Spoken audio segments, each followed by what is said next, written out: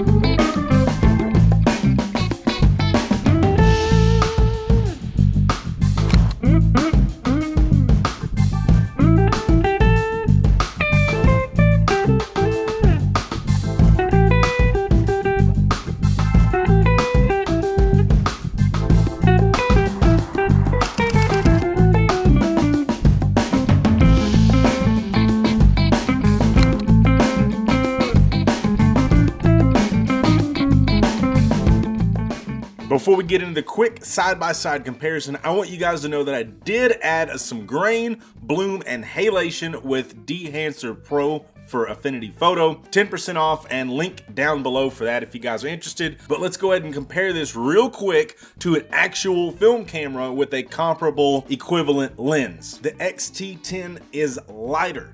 The X-T10 is smaller. It's cheaper to shoot, and it still gives you a very similar feel and an almost identical to film look straight off the camera. And if you de-enhance it just a little bit, it is literally undiscernible from real film. Now, I love shooting film just like everybody else, but it gets so expensive, and this can get you guys the look that you want, a lot of the experience that you want without having to shell out money every single time you hit the shutter button. And as you can see here, if you compare the X-T20, which is a 24 megapixel sensor version of the same body as the X-T10, and the X100f, which has the same image sensor as the X-T20, but is actually a little bit smaller than the X100v. The only real reason that the X-T10 and 20 and 30 is larger than the X100 series is because it is an interchangeable lens camera, and most of those lenses are larger than the little pancake lens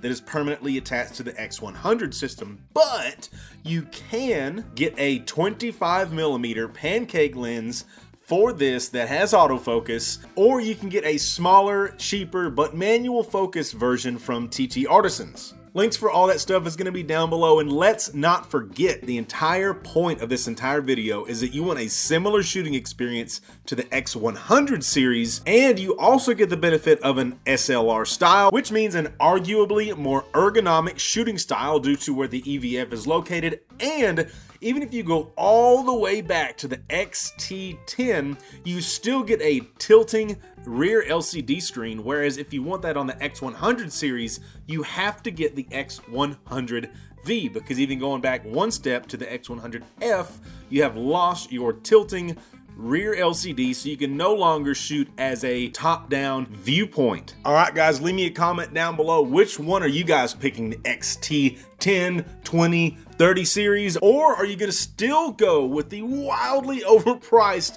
although very cool, X100 series? I'm gonna leave y'all with the remainder of this montage. Thank y'all so much. Y'all have a great day.